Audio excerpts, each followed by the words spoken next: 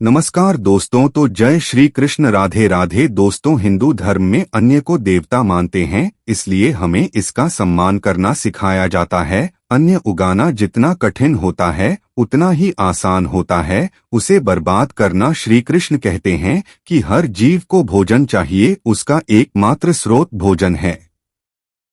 मनुष्य का स्वभाव भोजन से नियंत्रित होता है, इसलिए व्यक्ति को सदैव सात्विक भोजन खाना चाहिए। हमारे प्राचीन वास्तुशास्त्र में खाना बनाने की कुछ नियम भी है। भोजन बनाते समय वास्तु के नियमों का पालन करना आवश्यक है। वास्तुशास्त्र में खाना बनाने की दिशा खाना बनाने का समय है और खाना खाने का समय जैसे महत्वपूर्ण नियम बताए गए हैं। दोस्तों, हर हिंदू घर में खास रोटी बनानी चाहिए। पृथ्वी का आकार गोल है तो रोटी का भी गोल होना चाहिए। देवी देवताओं को भोग चढ़ाते समय में गोल रोटी बनानी चाहिए, रोटी के टुकड़े नहीं करना चाहिए। शास्त्रों के अनुसार रोटी बनाते समय में कुछ महत्व पूर्ण बातें याद रखनी चाहिए। रोटी बनाने में आट का प्रयोग होता है। यदि आप आटा गूंथते समय कुछ डालते हैं तो माँ लक्ष्मी प्रसन्न हो जाएंगे। आटा बनाना भी एक कला है। घर की स्त्रियां अपने हाथों से आटा गूंथते हैं तो उसमें सकारात्मक ऊर्जा आती है। आटा गूंथते समय मन में माँ लक्ष्मी का ध्यान करते हुए में परिवार के कल्याण की भावना मन में रखनी चाहिए। सच्ची श्रद्धा और प्रेम से बनाई हुई रोटी घर में सुख समृद्धि लेकर आती है। वास्तुशास्त्र के अनुसार आटा गूंथते समय उसमें कुछ महत्वपूर्ण चीजें अवश्य डालनी चाहिए, जिसके बारे में आज हम आपको बताने जा रहे हैं। अगर आप नित्य आटा गूंथते समय में उसमें ये चीजें मिलाते हैं तो आपको निश्चित ही शुभ परिणाम प्राप्त होंगे। माँ लक्ष्मी आपसे अत्यंत प्रसन्न होगी और घर में सुख समृद्धि आएगी। तो चलिए जान लेते हैं, रसोई घर में भोजन बनाते समय में कौन से नियमों का पालन करना चाहिए और आटा गूंथते समय में उसमें कौन सी चीजें डालनी चाहिए। दोस्तों, तो हम खाना मुख्य रूप से घर के रसोई घर में ही बनाते हैं, इसीलिए है सबसे पहले तो हमें यह देखना चाहिए कि हमारा रसोई घर वास्तुशास्त्र के नियमानुसार सही जगह पर बना हुआ है या नहीं। वास्तुशास्त्र के अनुसार हमारे घर में रसोई घर हमेशा दिशा में होना चाहिए, अर्थात पूर्व और दक्षिण के मध्य की दिशा में ट्रस्ट घर होना बहुत ही शुभ फलदायी होता है। इस दिशा में रसोई घर होने से खाना बनाने वाले व्यक्ति का स्वास्थ्य अच्छा रहता है और उसे खाना बनाने में उत्साह भी आता है। वास्तु के अनुसार अगर रसोई घर दक्षिण पूर्व की दिशा में हो तो माँ लक्ष्मी की कृपा बनी रहती है। साथ ही हमें इस बात का भी ध्यान रखना चाहिए कि हमें हमेशा पूर्व और उत्तर दिशा की ओर मुख करके भोजन ग्रहण करना चाहिए। इस दिशा में मुख करके भोजन करने से मनुष्य के जीवन में कभी दुर्भाग्य नहीं आता है। भोजन बनाते समय ध्यान रहे कि भोजन कभी भी क्रोध की अवस्था में अथवा दुखी मन से नहीं बनाना चाहिए। भोजन बनाते समय मन को शांत रखना चाहिए और प्रत्येक क्षण माँ अन्नपूर्णा का स्मरण करना चाहिए। प्रसन्न मन से बनाया हुआ भोजन देवी देवता स्वीकार करते हैं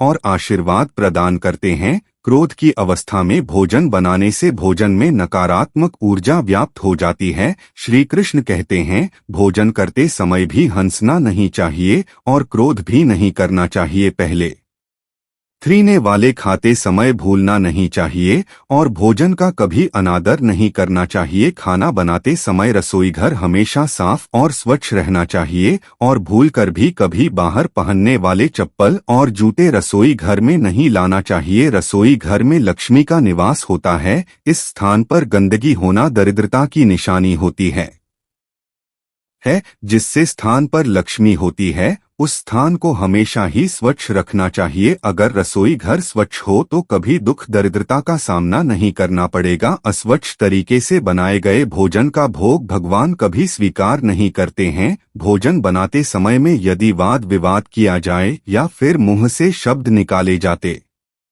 हैं तो ऐसे खाने का खाने वाले की शारीरिक और मानसिक स्थिति पर बुरा प्रभाव पड़ता है। खाना बनाते समय है उसे बार बार छांट कर नहीं देखना चाहिए, इससे खाना झूठा होता है जिसे किसी अन्य व्यक्ति को खिलाने से हमें हानि होती है और भगवान को तो अपना झूठा खाना प्रसाद के रूप में खिलाना महापाप के समान है। शास्त्रों के अनुसार बिना नहाए कभी भोजन नहीं बनाना चाहिए और ना ही करना चाहिए। भोजन हमेशा ही स्नान करके शुद्ध होकर ही बनाना चाहिए। लिए रसोई घर में चूल्हा जलाते समय में अग्निदेव का स्मरण अवश्य करना चाहिए। ऐसा करने से अग्निदेव प्रसन्न होते हैं और मनुष्य को दीर्घायु की प्राप्ति होती है।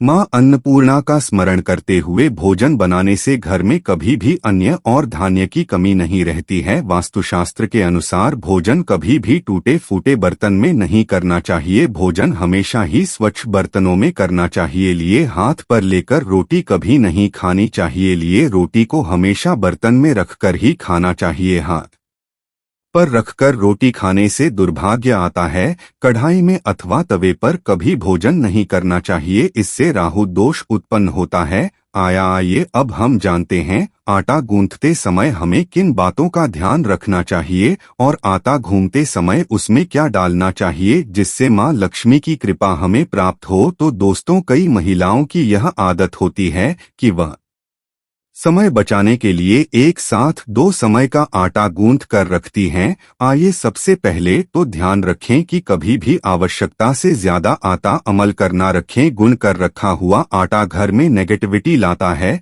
कर रखे हुए आटे से बीमारियों को आमंत्रण मिलता है। साथ ही इस आटे की रोटियां खाने से व्यक्ति के मानसिक स्वास्थ्य पर भी इसका दुष्प्रभाव पड़ता है।